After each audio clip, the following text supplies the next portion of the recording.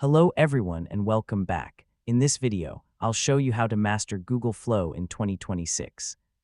Whether you're just getting started or you've already created a few AI videos, this guide will help you build better workflows, create higher quality content, and use Google Flow more efficiently.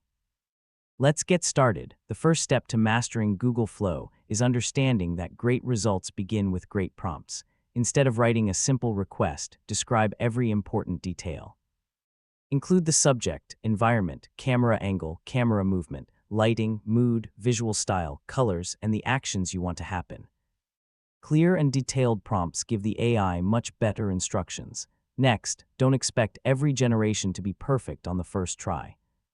Professional creators usually generate several versions of the same idea. Compare the results, identify what works best, adjust your prompt, and generate again.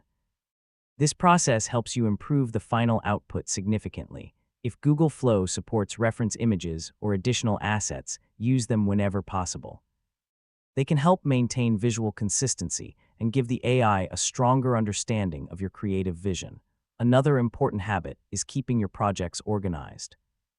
Use clear project names, remove unnecessary drafts, and regularly download completed videos as backups. A clean workspace saves time and makes it easier to manage multiple projects. Stay up to date with new Google Flow features. AI tools evolve quickly, and new options can improve video quality, speed up generation, or introduce entirely new creative possibilities. Exploring updates regularly helps you get the most from the platform. It's also a good idea to use a modern browser, maintain a stable internet connection, and avoid running too many heavy applications while generating videos. This helps ensure a smoother experience and reduces the chance of interruptions. Finally, the key to mastering Google Flow is consistent practice. Experiment with different prompt styles, creative ideas, camera movements, and storytelling techniques.